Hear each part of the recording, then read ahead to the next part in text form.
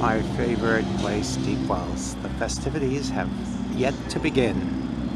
As we get ready for the venue tonight, all the ghosts will be queuing up. The people haven't arrived yet. They've got the movies on the screen over there. The house is lively and ready to go. The cemeteries, the graveyards, the zombies, they're all ready to walk.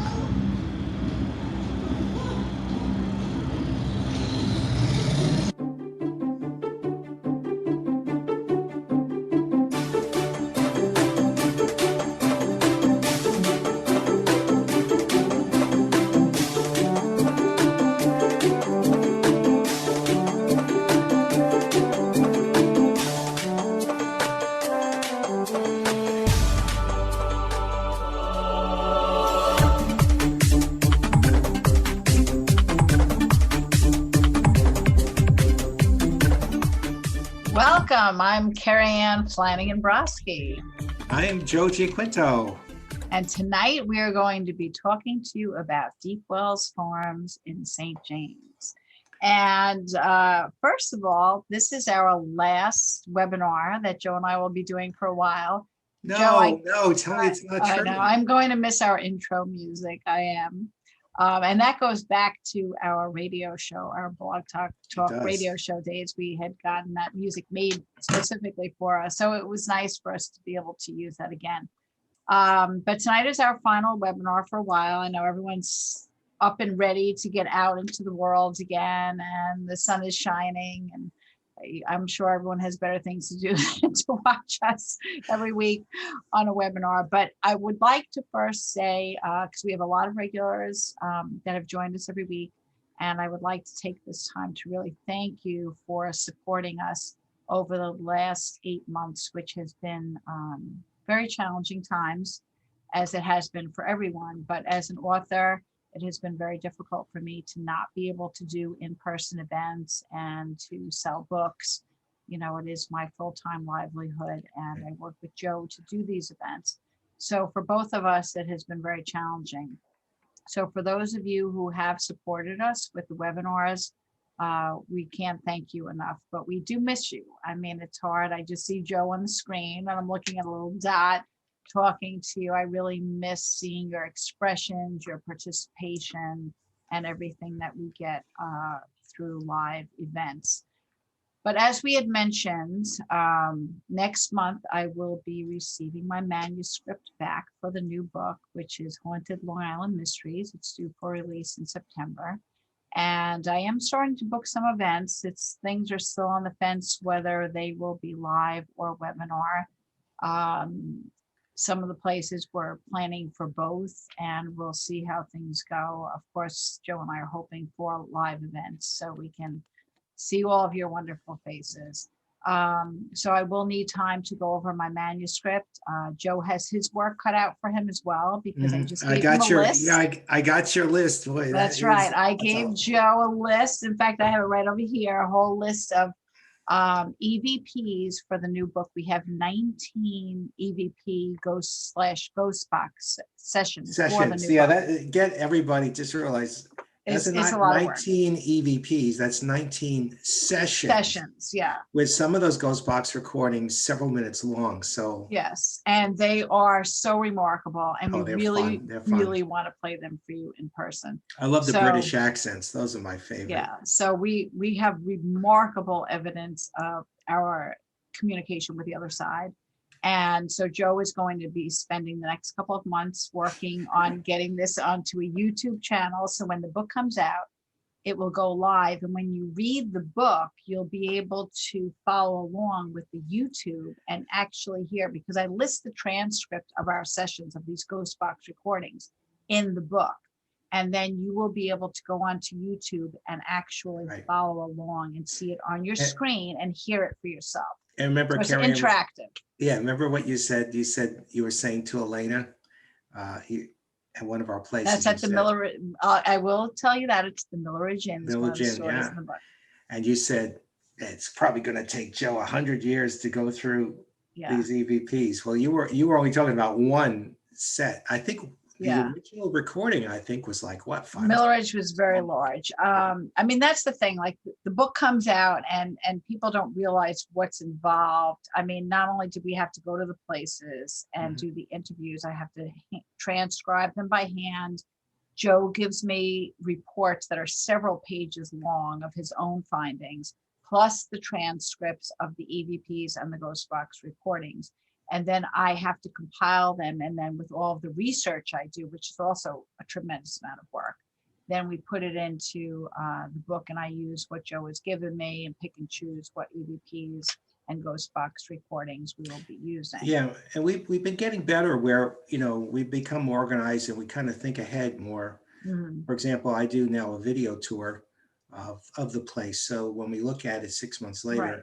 we say, oh, that's the room, because some of Yeah. these places we've been in were huge. Yeah. And we also have some amazing photos. I mean, there's a Yeah. photo, I won't give it away, but that Joe took in Sag Harbor that's Oh, amazing. So, and that was during the height of COVID. We were doing an outdoor that was, yeah, you had your tent. yes, I had my tent. That Joe was- had it. Joe we had had our- hair out to here. I had gray hair. That's right. Yeah, was, there was no haircuts allowed. Yeah, that was Yeah, crazy time. That was crazy. It was, But we we got it done. got through. And again, it's because of the support of our listeners, our readers. And so I really appreciate that. So I will have my work cut out for me by doing the last review of the manuscript. And I have already started work on creating the new lecture for the new book. And again, Joe will be working on these EVPs. So, and then we need some time off. For those of you who know me and follow me on Facebook and social media, you know that I'm a big beach fan, and I very much need time off in the month of July and August before we go on to book tour. So You've had a lot, Kerriann. yeah, plus my mom, many of you know that my things mom to go passed through, away in yeah. December, and it's been a rough couple of months. So I definitely need some time off. But if you don't receive my emails, make sure you sign up for them at KerriannFlanaganBrosky.com. That will keep you informed of when the new book is coming out, along with all of our upcoming events. And again, we do hope that we will have some in-person events. And I will make sure, though, if we don't, that the new book will be available on my website for purchase, and you can get them personalized and also signed.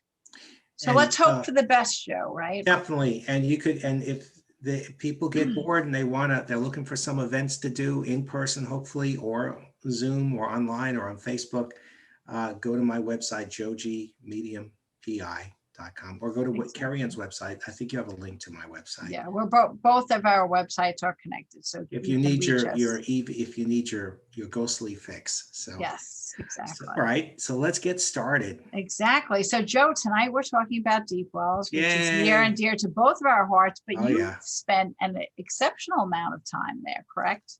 I did. Actually, I went through and I looked at how many times I've been there, and I'll just read this list really fast. The first time we went there was, I think, in July of 2007. And then after that, I was there on 2014 for EVP.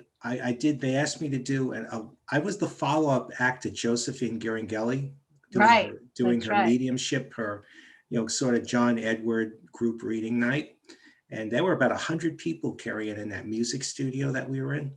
And I was the follow-up act. I did a demo of EVPs, talked about ghosts. And that night, and I'm going to tell you about it later when we talk about specific experiences, I had a ghostly experience. I actually saw an apparition. And then I was there in 2017, 18, and 20 with basically every year doing these private group readings there with my group, with people that we did like a seance or a tour. And then, of course, they had the Haunted Mansion tour, which you saw at the beginning. And I was the MC for that in 2017, 18, 19. Of course, last year we didn't have any. And I'm not sure about this year, but hopefully with things opening up and the masks coming off and everything, everyone getting vaccinated, maybe there's still time to plan. So, but if not, definitely 2022, I'm sure they'll have something. Okay, sounds good.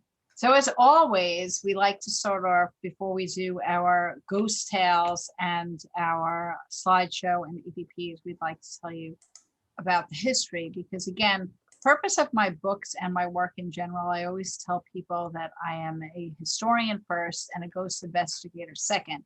And the purpose behind the work we do is that we educate the public in historical Long Island in hopes that it will get you excited so that you too will help us preserve Long Island's history. So we need to especially support these local historical societies who are so hurting after this whole COVID situation.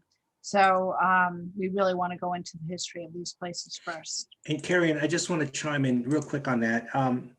You know, when we've done the ghost box at these places, we often say to the spirits, or you say to the spirits, that we're doing this to bring the history and keep the place alive and let them know what you guys did. So the spirits always respond to us. They're always very nice. They say, you always ask him, are you happy about the book and all? And right, exactly. Say, yep, yep. And some of them say, what book? Some of them say, awesome.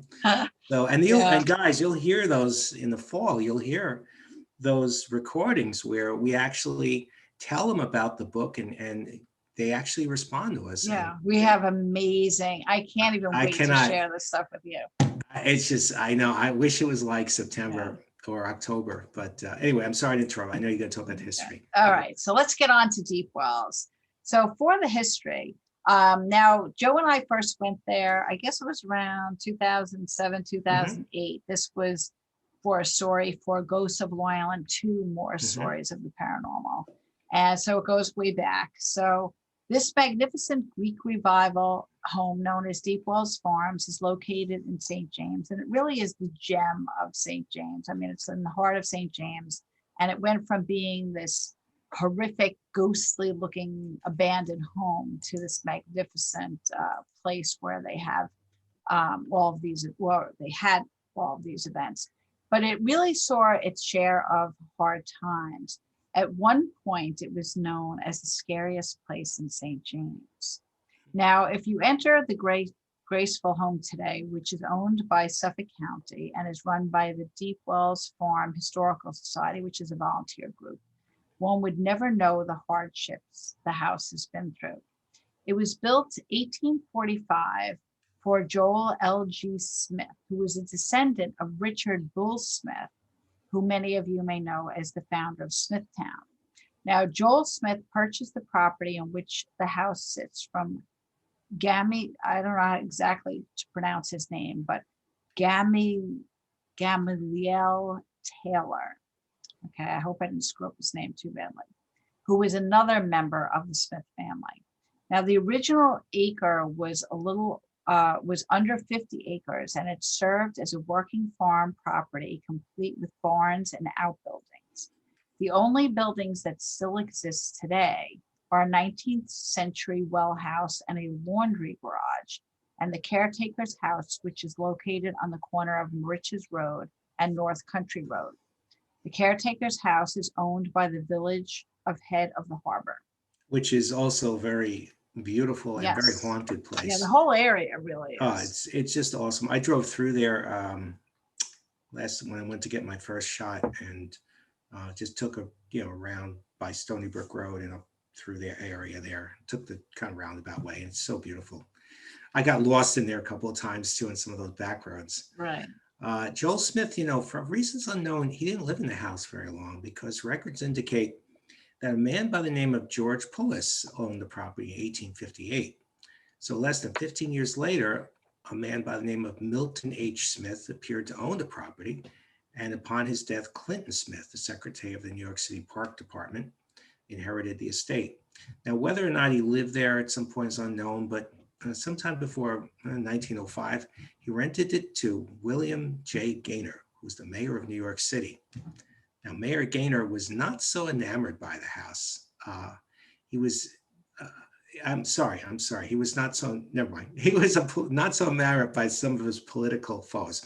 But anyway, he was so enamored by the home. and was particularly fascinated with raising pigs, that he purchased the estate from Clinton Smith in 1905. So he used it as a summer residence and a winter retreat. It is believed that Mayor Gaynor was the one who named the estate Deepwells because there were two 125-foot brick-lined wells that existed on the property. Yes, that's correct, Joe. And there's actually a very interesting story about Mayor Gaynor. Now, does everyone have their cell phones with them?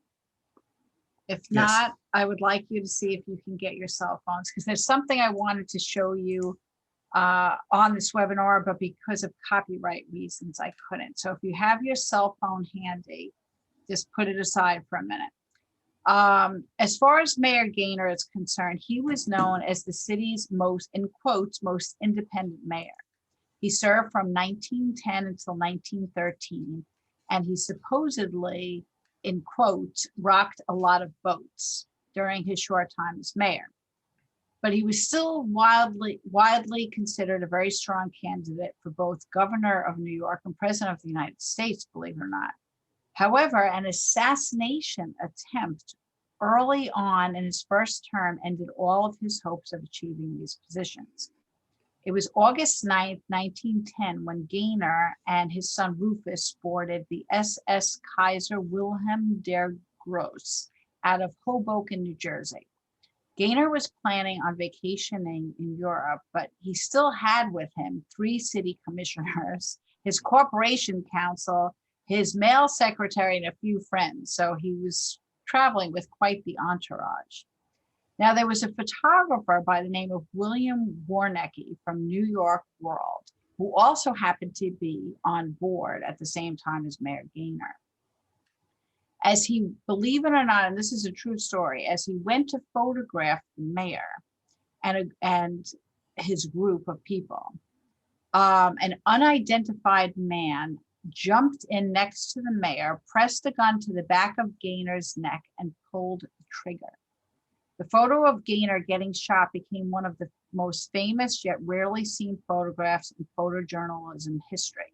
So now, if you guys have your phones, okay, Google Mayor William Gaynor, and it's Gaynor, getting shot. And you can see the actual photo, okay, that William Warnecke took of Mayor William Gaynor getting shot. So again, for copyright reasons, I could not include the images in the slideshow this evening, but I really wanted you guys to see it. So if anyone has their phone and sees the photo, just let me know in the chat room that you've seen it. So Joe, Wow. would you like to tell a little bit more about that? Yeah, I'm just looking at it myself. Yeah, I don't even know. Yeah, because I didn't even send it to you. Did you find the picture? I don't know if you can maybe hold it up for those who might not have their phones with them. There's a few, so I'm not sure. I think this one is it here. It might be one. It might be. Let me get back to the Zoom. Okay, Angela has left a message in the chat. I think she sees it. Yeah, so no, it's not. It's not in the screen, Joe. Yeah, maybe hold it back towards you. It's an unbelievable shot. Oh, I could probably go. Well, we can't show it, so because of copyright. So, but it's out there, and it's amazing. It's amazing the timing of it. That somebody because he was photographing the mayor, and then this event occurred. I mean, can you imagine?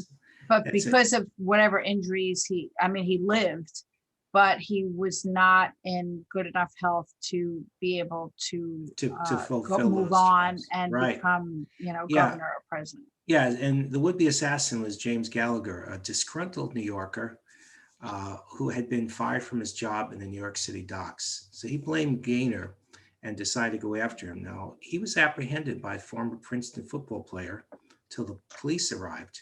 Meanwhile, Mayor Gaynor was rushed to St. Mary's Hospital, where he remained for 3 weeks. Now, interestingly, the bullet had entered behind the mayor's right ear above his throat. So the surgeons who worked on him were unable to remove the bullet from his throat. And it remained lodged there for 3 years. And although Gaynor stayed in office, he suffered a lot.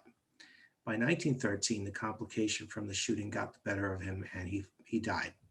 Oddly enough, his passing took place on the steamship Baltic, 200 miles from Liverpool, and 6 days into what Gaynor thought would be a restful vacation. How ironic is that? I mean, could you imagine having this bullet? I mean, because they didn't have the kind of technology. Yeah, to be able. I mean, today they would have been. It would have been no problem. Yeah, but he only lasted 3 years after the shooting, which is a shame. Now, whatever happens Deepwells for the next 7 years following Mayor Gaynor's death is unknown. It really wasn't until around 1920 when attorney Winthrop Taylor began renting it and eventually purchased it from the Gaynor estate in 1924. Now, during Taylor's residency, the house went through many changes. He hired the architectural firm Peabody, Wilson, and Brown and turned 2 south side parlors into 1 room, extended the rear porch, turned the laundry house into a garage, and replaced the wooden steps of the front porch with bluestone. The property remained a working farm, although Taylor's interest was cows and not pigs. And he turned it into a working dairy, which became quite well known. Before World War II, however, Taylor gave up the dairy and sold his herd. Yeah, and it's interesting is when we talk about what happens to the house after, it's a shame that he put all that time and money and effort into it. And by 1956, the old barn and milk house had caught fire and burned to the ground. So Winthrop Taylor lived in the house till 1975 when he died. It's unknown whether or not he died in the house, but his son Jeremy, who had no interest in the estate whatsoever, inherited it. Now, he had plans to develop the property, but ran into some problems. And the property originally had been zoned for commercial use, but after Winthrop Taylor's death, the village decided to rezone the land. So Jeremy sued the village to allow commercial building. After 10 years of lawsuits, the zoning was upheld. So Jeremy became rightly so disgusted and moved away. He just walked away from the house. Yeah. Property.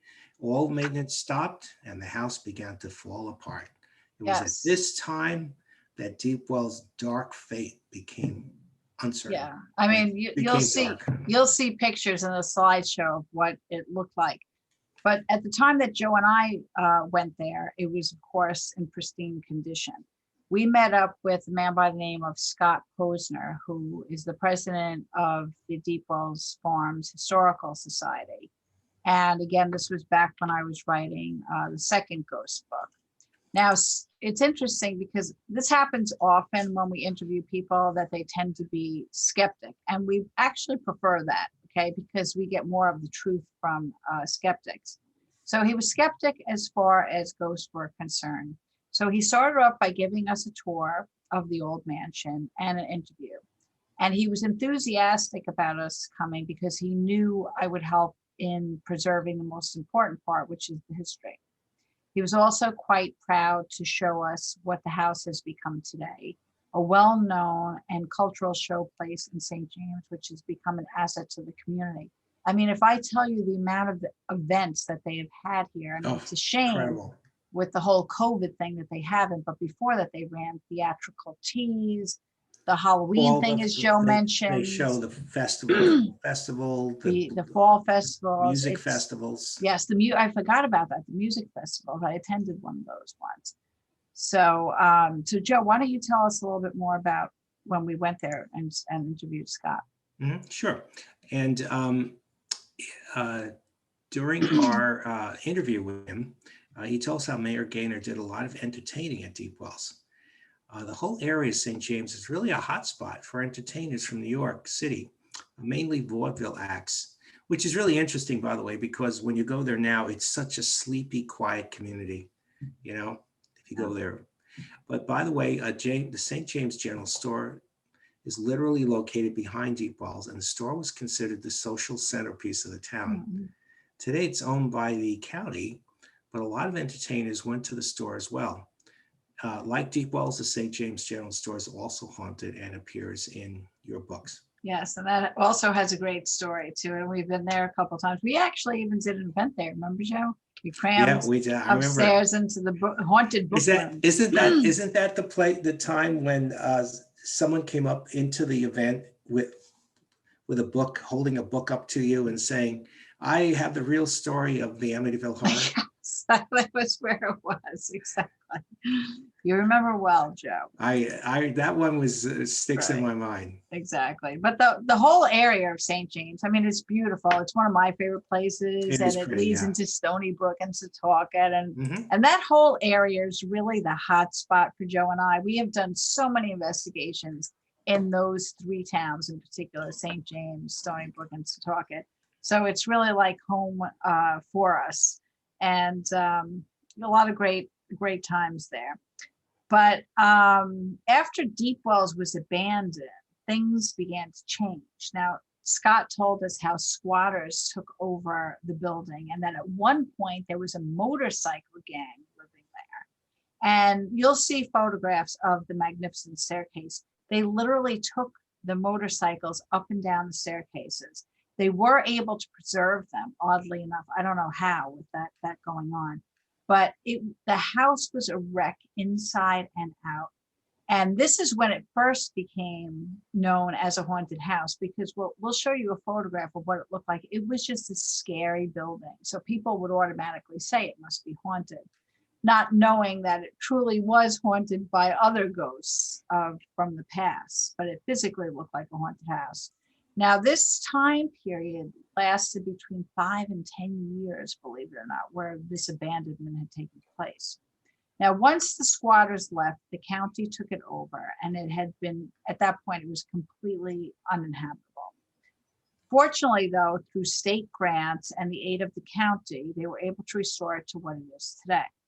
The county took it over in 1989, and the amount of work that had to be done was beyond massive. It took 2.5 years to clean it up. Now, Scott told us that it was like building a house all over again. Everything had to be repaired or replaced. Luckily, some things were not destroyed, like the cornices where the lights are, and oddly enough, as I mentioned, the staircase and the wood floors survived and were able to be repaired. So those were all original, but it was really unbelievable, right, Joe? I mean, we sat with Scott and saw the pictures. Yeah, and we have them on the PowerPoint presentation. And before we go into we're going to talk now about the ghost stories. I just want to say, Kerriann, when we do the Haunted Mansion tours, I decided it was time to collect the stories from both Deepwells staff, as well as my own experiences and anything that was reported to us during our Haunted Mansion tours. So I actually have some stories I'm going to share at the end when I respond to the famous stories at Deepwells that you're going to talk about. And I just want to make a mention of that because there are some you've never heard. I know. Joe likes to surprise me, keep me on my toes, even ones that I haven't heard. This is why I get paid the big bucks. No, I'm just kidding. It's all volunteer. Okay, so as mentioned, Scott is a skeptic when it comes to ghosts. And, when you saw the intro, the photo of Kerriann, that was Scott Posner with him. But he did hear about stories that other people reported, and he had to admit how he hated being in the building at night alone. He told us that someone who used to work for the county used to say that she wasn't alone in the house. She'd say a ghost is there, referring to the third floor being haunted. Now, there was another story, if you remember, Joe, that was told to us by a man by the name of John, who ran a cleaning service for a while at Deepwells. Now, we had gotten his name from Karen, who happens to be the manager at the St. James General Store. Now, back when Joe and I would lecture for Ghosts of Long Island, I would actually read his story to the audience directly to the book. I haven't read his story in a while, but he was so animated. I decided I'm going to read it to you tonight. It's a great story, and I really would like to share it to you. And oddly enough, John had another story, but we'll talk about that afterwards, that came to us and ended up being another chapter in the book. So at this point, I would like to read to you John's actual story. It's short, but it's well worth listening to from his words. So this is directly from Ghosts of Long Island, the second book. And if you don't mind, I think I may put my glasses on for this one. You mean you're not telling the Irving story tonight, Kerriann? No, and the Irving story is a famous story. But John's story, again, this is how I ended all of our lectures back in like 2008, 2009. Okay. John was now retired from the cleaning service, but 10 years prior to our investigation, he had in fact had a contract with Deepwells. Friends of Long Island Heritage had been running theatrical teas there at the time. Each production lasted several weeks. John would come in 3 days a week to do the cleaning and wax the floors. In between the productions, he would be there 7 days, overhauling the place and getting it ready for the next production, which would begin a few weeks later. In order to clean the carpet and wax the floors, all of the heavy glass tables had to be moved. He told the people at Friends that they had to get all the tables and chairs out of there so he could do his job. When he arrived at Deepwells, he was alone and no one else was inside the house. He was very angry when he entered the main room to find that all the tables and chairs were still set up. Apparently, someone had forgotten to put them away. John had to move everything himself. If he had known, he would have brought someone to help him. When all was said and done, he started cleaning the carpet on the main floor. The story of what happened next is told by John as per our telephone interview. I wanted it to be in his words, relating the most unbelievable story. So this is John now. I got to the end of the carpet and ran out of cleaning fluid, John began. My truck was parked out back. I started to walk out of the room to go to my truck to get more cleaning solution. As I was walking through the doorway, I saw someone standing in another doorway. A guy was standing in another doorway, he repeated. I thought to myself, this is baloney. I can't be seeing this. I knew he wasn't a real person because of the way he was dressed. He was wearing period clothing, but not from really way back. It definitely wasn't the clothing of today, though. He had on black pants, a white shirt with some fancy thing like an ascot, and he had on a black smoking jacket, like a leisure jacket. John continued. He was an older gentleman with salt and pepper hair. When you're in a building by yourself, that's not what you want to see. My attitude was, if you don't bother me, I won't bother you. Let me just clean and get out of here. This is what I was thinking to myself. I wasn't about to talk to him. I walked out of the room and I could still see him. He walked into the next room and then he moved toward the front door. Luckily, I was going out the back, John recalled. I went outside and got the solution and then I waited. I waited for him to leave. This isn't a lot of baloney. I'm telling you, I saw it. It wasn't a cloud. It wasn't a shadow. It was as clear as if someone was standing there. And believe me, I don't have a vivid imagination. I remember a woman that used to come to the teas. She was a psychic and said she used to feel ghosts there at Deepwells. Then there was a volunteer for Friends who claimed he used to see someone. I never believed any of it. Anyway, so when I came back inside, John continued, I didn't see anyone. I finished the job fast. I didn't want to be there. I was ready to leave and had put the alarm on at the house. I headed toward the back door and I started to open it. Something made me turn around. When I did, I saw him standing at the front door. We just looked at each other for about 2 minutes. I just couldn't understand what I was seeing. Then I had to get out of there. I locked the door and went outside. I started putting stuff in my truck and I happened to look up at the cupola on the roof. There he was. I saw the same guy in the cupola. Now, I walked that whole building hundreds of times in the day and night, John emphasized. I never had an incident ever. I never even believed in ghosts or considered it. Even after my experience, I still didn't believe. All I can say is that I saw a person as clear as I would see myself, as clear as I would see my wife.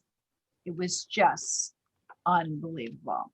And that's the actual interview that we did with John about Deepwells. And we have a photo to show you tonight of Joe in the cupola. But could you imagine? I mean, Deepwells, you have to go up 2 flights of stairs to get to the cupola. And within seconds, he saw the man on the main floor by the back door. Mm-hmm. And then right after that, he saw him in the cupola. Yeah, and another thing too, think about this. If somebody, usually when you see a ghost, they don't respond to you. Right. So. And he didn't. He didn't. Yeah. No, the fact, I mean, think about it. If John came in being the way John is, he's a very forward guy. He's not a small guy. He's a big guy. He comes in and somebody would say, oh, who are you? Or how are you tonight? But it was just this mysterious figure just watching him. And as you said, transporting from one spot to another, basically appearing wherever this ghost wanted to appear. Now, it's interesting because John, and I think he was a retired police officer, right? I'm not sure. I don't remember that part. Oh, okay. All I know is that he was doing the cleaning business. Yeah, so the thing is that we had another experience with John and his family. And I don't know how we got to talking about that, but it ended up being another chapter. It'd be another chapter. So we might have talked about this once before, but it's this Michael story. And what happened was I didn't even know where they lived. They lived in Smithtown. I was following you, right? Mm-hmm. And so we got to the house and went in there, and we all met John, and you were setting up in the kitchen. And I stopped and made a rest stop in the bathroom. And as soon as I closed the door of the bathroom, I heard this man's voice say, "My name is Michael." And I hadn't given Joe any information about it. We were meeting John and his wife. Yeah, to me, it's just we're going to interview this family. Like I said, I didn't know how to get there. I just follow me from your house or something, and that's what we did. And so it was a pure clairaudient, direct clairaudient, right into my eardrum. So Michael was a very strong spiritual presence, still is.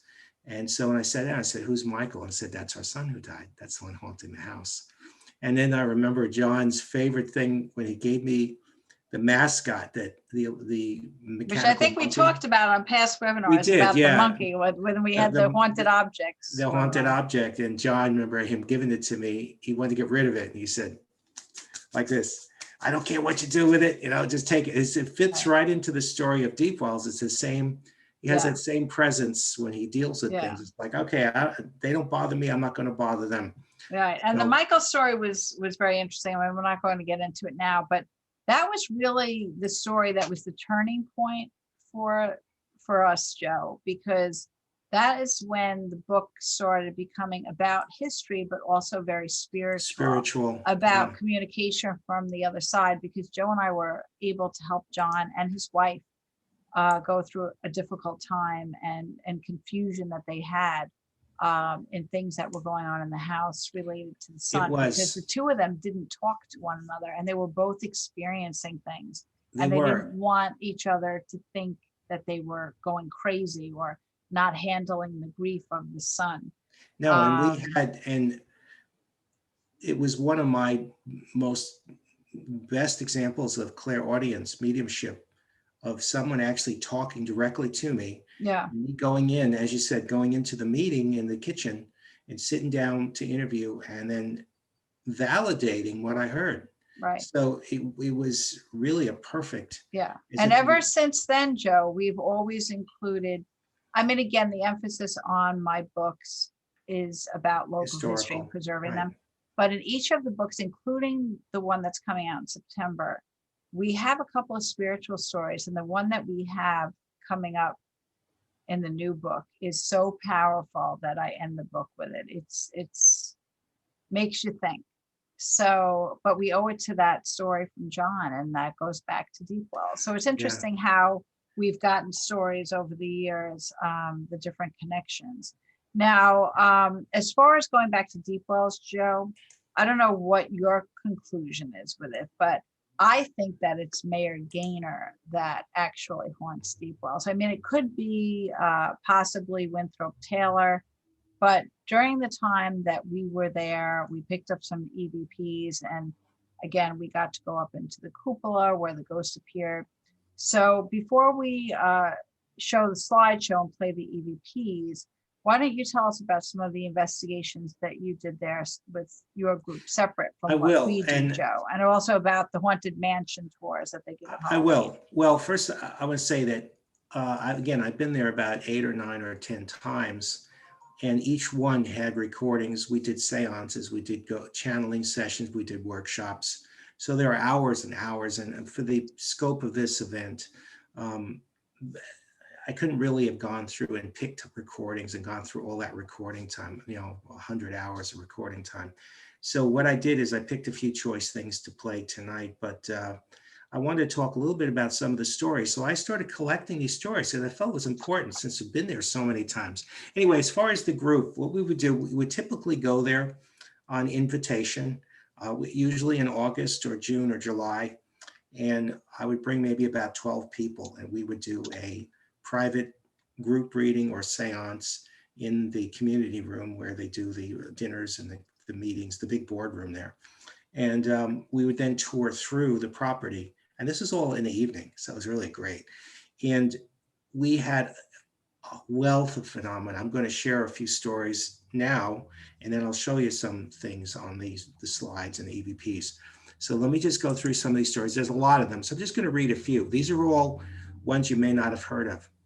So I was on a tour on the second floor around 2016, 2017. I saw a large painting in one of the upper rooms that they had turned upside, backwards. So you saw the back of the painting. It was a big oil painting, huge.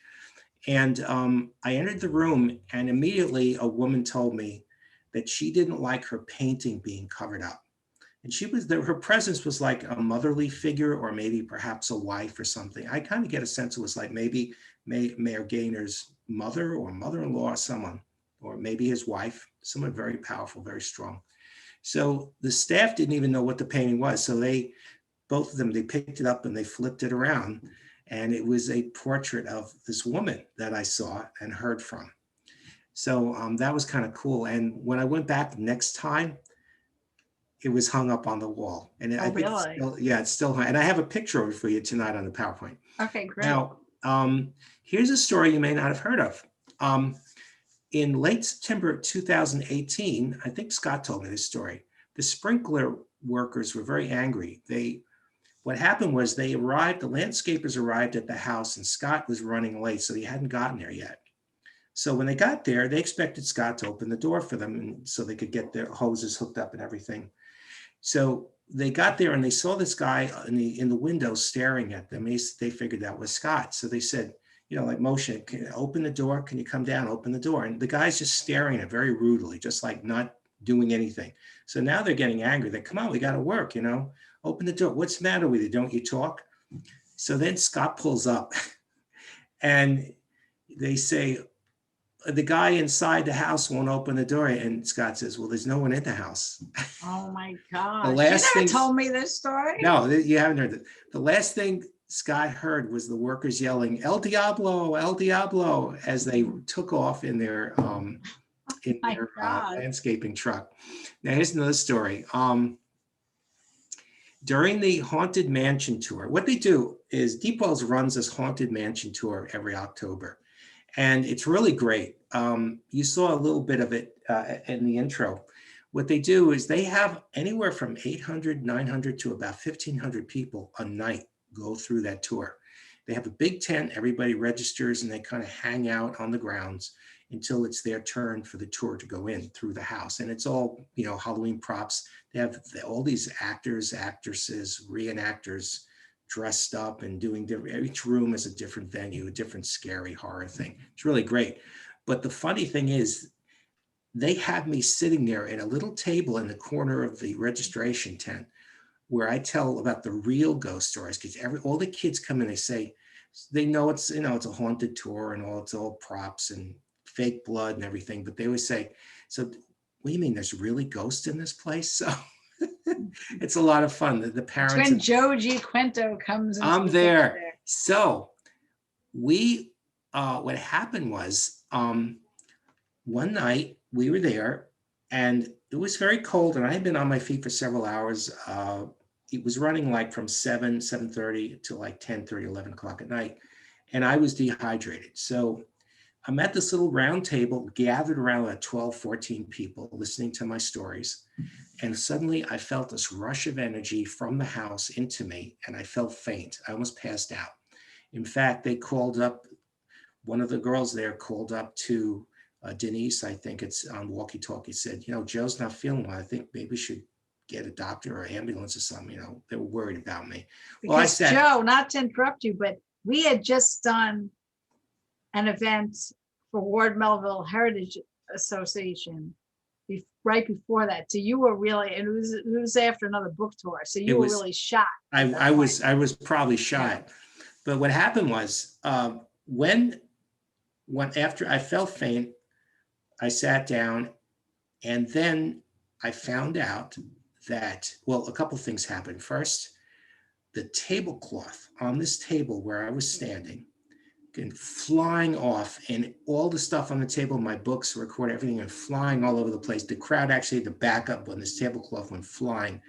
At the same time, the staff told me that the same time they received the call that I had gotten over, something had, gotten me like very faint and all, and the tablecloth event, they said one of the props on the second floor smashed into the window. It came off the wall or wherever it was and smashed into the window upstairs. So there was like this huge rush of energy. So that was another thing. I'll tell you one more. Let's see here. Oh yeah, and then I was doing a follow-up event. I was the second act for Josephine Girangelli, and I was a little early, so I decided to go up in the second floor, and I was in the servants' hallway, that long hallway where all the rooms are. And as I felt compelled to turn around and look down the hall back towards the larger room in the house, the main area, and I saw a figure of a man bend over like this, looking down the hall like he's looking at me, and then disappear. And what did he look like, Joe? I think he looked like just dressed in plain like street clothes, maybe older clothes, but I couldn't say they were period clothes or from the 1800s or something. But it just was the sense of silhouette of a person kind of peeking in, and then he popped out, which was really cool because it was like no one was on this. Well, David came up, one of our members came up on he said he saw it too, but I don't know. I saw it because I saw it down the hall at the end, and I've seen several apparitions in my life, so I can only say for what I've seen, but that was cool. So there's a lot. Yeah. There's a ton of stories. We just keep adding on. They just every time I go there, or Denise or Scott will call me up and let me know. Guess what? We just had another event, so we keep adding on. So now we have like 3 pages of stories. Right. So it's a very, very active house, and people really love it. Right. Hopefully they'll be able to bring back the Haunted Mansion. I hope so. This year. Yeah. So now at this point, do you want to play the EVPs or the slideshow first? We'll do I have a couple of short movies and then the EVPs. We'll do the EVPs first. Okay. And you have the cello on there? That's one of our famous. Yes, I do. Yeah. Okay. But first I have a few EVPs you haven't heard. Okay. So let me get those going. And I think they're running. And let me share.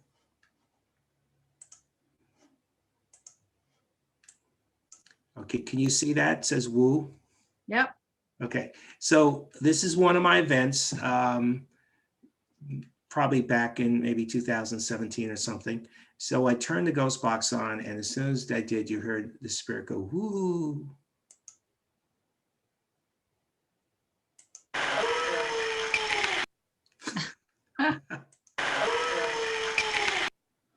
There you go.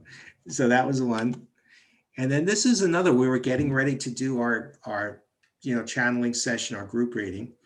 And I turn it on and you hear the spirit say, "Are you ready now?" Because I'm saying we're getting ready to do this. So now this is a regular white noise EVP, Joe? No, these are all ghost These are box. ghost box, okay. So when we ask the question, we'll get a response, all right? Ready now? I just turned the radio on. It's not scanning. Did you hear what that person just happened to say? Woman said, "Are you ready now?" You want me to play it again? Yeah. So when we ask the question, we'll get a response. All right? Ready now? I just turned the radio on. It's not scanning. Did Ready you now? hear That's a what good that one, Joe. person just happened to say? Woman said, "Are you ready now?" And for our group, you know, you'll find when Kerriann's next book comes out in the fall, there's a lot of that. Yeah. There's a lot of that, like, you know, where they comment on, well, I can't talk about it, but Right. It's incredible. Oyster Bay, where we talk So about many. the restoration. Yeah. And there were two two voices on this one. When I talk about the mansion, they actually repeat the mansion. And then after I compliment them on the good job of communicating with us, they say thank you. All right, spirits of the mansion. Mansion. Do you have a connection? Did you hear that? Good. Thanks, guys. You're doing great. You couldn't hear the thank you too Yeah, I well, didn't but hear the thank you as well. yeah, I that- heard it the didn't- mansion. They yeah, need the to play them editing kind again. of, yeah. All right, spirits of the mansion. Do you have a connection? Did you hear that? Good. Thanks, guys. You're doing great. Yeah, it's the man. He says, "Oh, thank you," at the very end. Okay. It's kind of hard to hear. So that's that one. And then I'm going to play our Ghost Box demo where we have the cello. Yeah, let me Well, get- that's an EVP recording of white noise, the cello. yeah, that is. But then we have also the Ghost Box recordings that we Okay. did with Scott, where the guy says affirmative. Oh, right. Okay. Let's see, this is it here.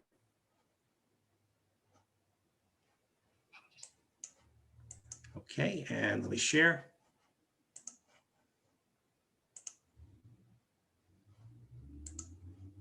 Okay. I would just ask him a human question, just anything you want. That's the cello. Noise from the speech. Do you want me to turn off the air conditioning? So what was the second one? Was the second one someone saying Scanning. hello? Yeah. Noise from the speech. Do you want me to turn off the air conditioning? Hello. Okay. It's scanning. Other kids here? You hear yes? Hi, spirits. How are you?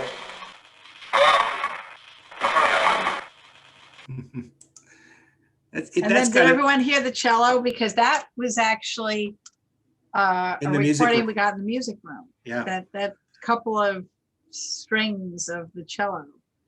And the last time I played this for a group and maybe at Deepwells, I asked him, I said that we had a musician there who actually, I think he played or she played the cello.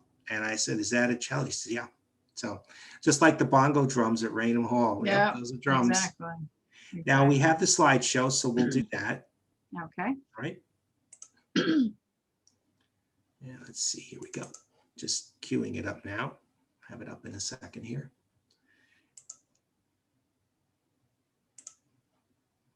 Okay, it started up. Okay, there we go. And let me share. Now, I didn't edit any of the photos, Kerriann, so there's a couple of duplicates here.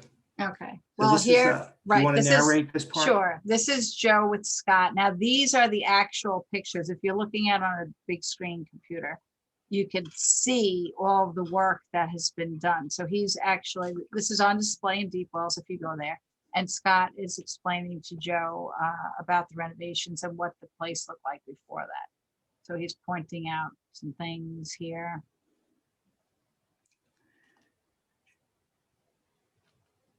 And that was Joe in his pasta enjoyable mode.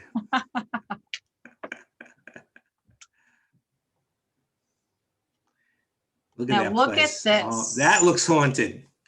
I mean, that's just crazy, that picture. I mean, it's so It is. I've never overgrown. seen that. That's the first time I've seen this picture, Kerriann. Well, it was actually hanging up in Deepwells, so you did see it. You probably don't remember. I did but remember. Yeah, I've it's never seen it just, like up like this. Yeah, very sad. That You is could see sad. why people would think it was a haunted house. Oh yeah. Even before they knew there were ghosts there. You know, it'd be interesting to really look at this picture closely, see if there are any faces in the windows. Hmm.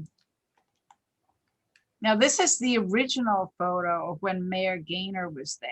You can see there's not many trees and things, but it had the porch and it was well kept. Mhm. This Now, is he one of the extended early the ones. porch, so did he extend, it looks pretty much the same, actually. Yeah. Here's some other images of the remodeling, as you can see. Now, I don't remember if this was the music room or not, Joe. I don't know if it was the music room. I don't remember it had a fireplace, but this Yeah, I'm could not be one of the, this sure. might be the master bedroom over the music room, but I'm not sure. I'd have to look at my, yeah, I don't know. I don't think that's the music room. I don't know. Oh, I know. Wait, I know where this is. I think it's when you come in the front door. Okay. You come through that door. That's the music room. I think you might be right. Yeah, we've Right, given that- lectures in this room. Yeah, Come that to think room about it. in the background. I think that's the music room. Now, in this picture on the fireplace, that's an actual portrait of Mayor Gaynor. I think I have a close-up shot of it. There we go. Mhm. And that's also him on the left sitting on the porch in the rocking chair. Was that shot on the rocking chair? Was that, do you know if that was after? That he was on the shot? porch, I think. I don't know if it was before or after his attempt on his life. Mhm. It's just a beautiful house. Yeah, so this is facing front, Mhm. 25A. Now you can see the staircase just goes all over the place. And I remember attending teas there and they were so wonderful. They Oh, really yeah. were. And those mirrors, by the way, gang, if you like to talk about portals and things like that, those mirrors are portals. We always felt like someone was just going to come through Yeah. the mirror. It's a big mirror. It's a very big mirror. I mean, it's higher, it's taller than a person. It's probably an 8-foot mirror or 7-foot mirror. Or maybe 6-foot, but it's pretty big. I mean, you can see the walls are beautiful. They put some furnishings in, some, rugs. They've really been fixing it up. Yeah, when we did, I remember this room. The last event we did, we were in this room. We did a little mediumship workshop. And I think we were in this room because I remember that couch. Right. This room is between two other rooms. In fact, but look you at all can't the see- fireplaces. I mean, there's just I so many know. fireplaces. Yeah. I think if you went to the left, that would take you into the kitchen, the big community room where the big conference table is. Now this is on the third upstairs, floor. Third floor, yeah. Yeah. So this is where the servants would have been. I just had a whiff of someone's like male body odor just now. So someone's talking to me. There's Joe on the run in the hallway with his recorder. That's it. We use very simple tools, but they're very effective. But you could see like every room has these beautiful long windows and these magnificent fireplaces. And I love the wooden floor, which they said amazingly was and they just restored those. Now here's Joe in the cupola, but where is Mayor Gaynor? Is he with him? Where is the ghost? But this is where, so you could see the window. So you can imagine John down below looking up and seeing the same figure that he saw on the first floor in the back, by the back door, looking out this window. So, and that's the view of, that silo there. So you could see it really looks like a farm. That's what it was set up to be. We had another phenomena, another ghost story. My group went up to the third floor and we couldn't open the door. One of our members tried to open, she could not open it. And then suddenly it just opened. Really? And I think they've had problems with things like that, doors not opening or getting stuck. That's Scott. No, I can't believe they rode those motorcycles up and down those stairs. Yeah, can you imagine? They must have been drinking something or smoking something. It's beautiful. There's that mirror again. Okay, this is the main room. I just saw an orb go by on my right side, gray, dark gray. It went towards the monitor.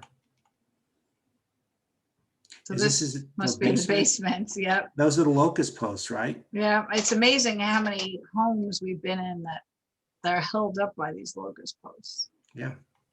Deepwells was no exception. So here's a side view. I never noticed that center window was closed. Yeah, I up. just noticed that myself. So the front is obviously on the right-hand side. And in a minute, you'll see these beautiful gardens that are beyond. So here's the front. So yes, Joe, to answer your question, it really looks pretty much the same as it did in the original photo of Mayor So Gaynor gorgeous. before it It's was just- abandoned. Yeah, and what you can't see, like, so the lawn is to the right, and when they do the Haunted Mansion tour, Yeah, really, because this is a distance from 25A.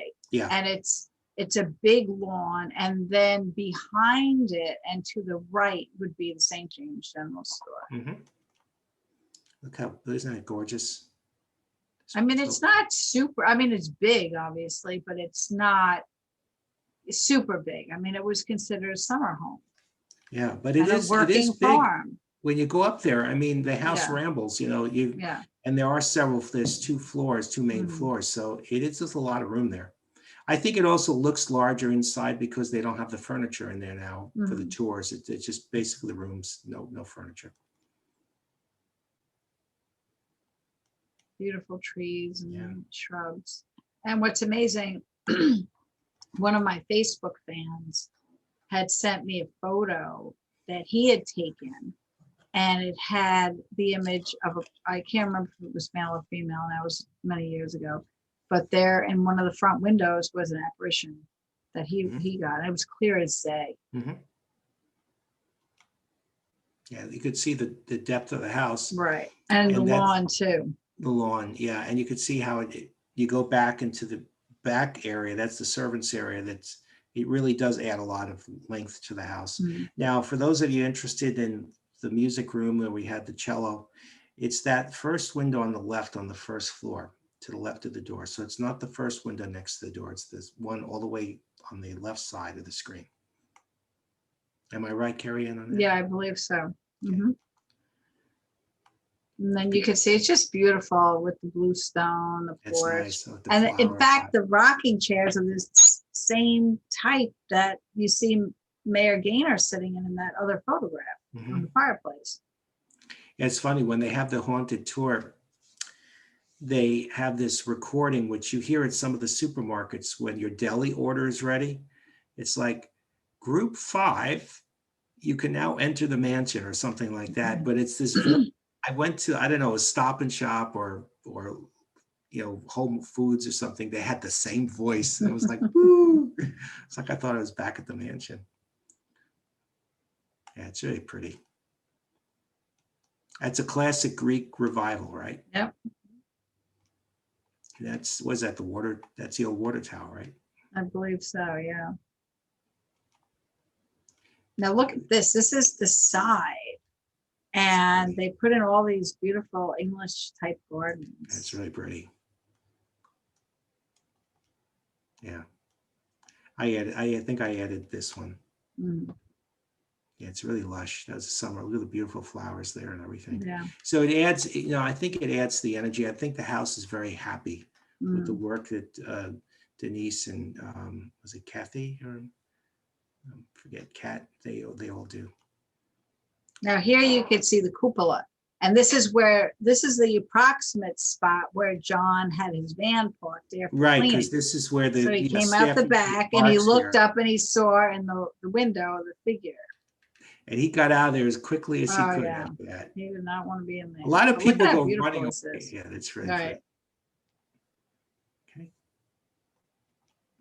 And that's good. Yeah, this I just wanted to throw in because this is the St. James General Store, which has another great story. And Joe and I have actually given some lectures in there and a lot of experiences there as well. So I just wanted to throw that in since it's around the corner. Yeah, and that's where my You see all famous- my stuff, all my bags Yeah. on that bench. I just noticed my camera bags and all that. Yeah, and that's where my famous licorice story was, where I bought all this candy for one of my events, except licorice, which I love. And when I looked in the bag, when I got to my event and my group was waiting to go inside the house to do the investigation, the lady next to me had lost her mom. And the secret code word she gave was licorice. right. So I told her, licorice. And so there was this definitely there's spiritual stuff that helps you along here. Now, I added a few photos of my own, just about 4 or 5. So Monica Thomas is a colleague and a friend in our group. She's a good friend of mine. She always takes these really interesting photos. I think she took this photo of the sun setting. And she got this picture. You could see, look at the orb, the light streak. Yeah, there's 2 other orbs in between that. Yeah, but look at that multicolored light anomaly on the top. Right. And this is I like this at night. Yeah, it takes on a very different presence. This is not the haunted tour. This is just at night. We were getting ready, I think, to go in to do my event. And this is what we usually see. We come to, it's this kind of a look. And there's the haunt when it turns into the haunted mansion. I like the witch sitting by the door. Yeah, and I mean, these decorations, they have the spiders hanging on top. I mean, these are huge decorations. Right, and it helps bring money in so they can preserve it, correct, Joe? Yeah, that's so correct. Hopefully they'll be able to have it, and it's a big family event. And this is again, we're doing the walkthrough. You almost look like you're in a fisheye lens there. I know. There's a lot of going on. Some of these photos, I didn't put any in here, but some of them, there's actually activity. Like if you look over here, you can see there's energy everywhere. And like this looks almost like a person rising out here, this figure, like a glowing person. You could see at night, the rooms take a very different look to them. Okay, now we had another phenomenon I want to tell you about, and this is the last one I'll talk about tonight. When we went through the house the last time, we had something very strange happen. This was with your group, Joe? Mm-hmm. Yes. We went there at night, and when we finished, we started doing our walkthrough. I think we did our walkthrough at the end of the night instead of doing it first. But irregardless, we found that these droplets of water that almost look like globules of blood had appeared in trails, like cookie trails, through all the rooms, as if someone took a can of water and sprinkled drops of water as they walked through the entire floor. There they are. Oh, yeah. And these appear, we had no explanation for this at all. No one, I mean, if somebody had a soda and they were leaking soda, this was like footprints went through the whole house in a big circle. Wow. They weren't there when we started. Isn't that cool? Yeah, that really is. So the spirits, I think now it was cold, the heat was on, but you could say, well, it's condensation, but it only happens in this, they're only in a line that go around. It's not like they're all over. And plus the house was heated. It's not like it. Yeah, I think this was a paranormal event because it was just too bizarre. It's literally like someone dropped cookie crumbs as they walked around the house in a big circle. Now there's the picture that I was telling you about that was reversed. That was against I don't remember this picture. Yeah. Do we know who this is? We don't. No. I mean, I wouldn't be surprised if it's Mayor Gaynor's wife, or maybe his mother or sister or someone. I wish I could find out. I don't think it's his wife because of the age. Maybe his mother. I don't know. But it's a huge painting. And again, she talked to me and she said, I don't like my painting on the floor, flipped over against the wall. I want to be hung up on the wall. And I hadn't seen the painting. And when they turned it around, this is who I saw. So this was kind of cool. Okay, and it's just a little, so again, we're walking through the house. You could see all this kind of energy. There's the mirror. And this is the hallway where I think I saw it was actually the other direction, but this is where I saw the apparition. And this is the last one, I think, this is one of my spirit photos. You've seen this before. This was the original one, the original unedited is on the left and the cleaned up one's on the right. And this is the girl sitting reading the book in one of the windows. That was it. It's amazing, Joe. I forgot about that picture. Yeah, so we have a lot of fun, and I guess that's about it. I do have a couple of the videos, but I think we're good. We have we probably have some comments. Do we have any questions for us tonight? Let's see. I hope you enjoyed our last webinar on Deepwells. It's just a fun place, and you can Google it and see if they're open, for tours or when they will be opening. And if you can, really try to support them because it's just such a great organization. So if no one has any questions, this will conclude tonight's webinar. And again, for those of you who are new tonight, if you're interested in any of my books, they are on Amazon, but if you want a personalized and signed copy, you can go to my website at kerriannflanaganbrosky.com, and I will ship it out to you and personalize it for you. And again, please sign up for our websites, Joe's website and mine, so you'll be updated on when Haunted Long Island Mysteries is coming out, and you get invitations to book signings and all sorts of good things. So I can't believe this is the last one, Joe, but I am looking forward to summer. I know, I'm bummed out, but it's going to be an awesome fall, no matter how it's We have one question. Our spirits always at a location, and it takes people with a special ability to see them. Nope, sometimes just regular, ordinary people see them. Yep. So, all right. Thank you, everybody. It's been a fun journey. Thank you so much. We're not going away. We're just taking a little break, but I have an outdoor event coming up in June, so I'll be posting that. It's our first event. Sounds good. And we look forward to hopefully seeing you all in person in the fall. Thanks so much for your support, and have a great summer. Have a great Bye, summer. everyone. Bye-bye, everybody.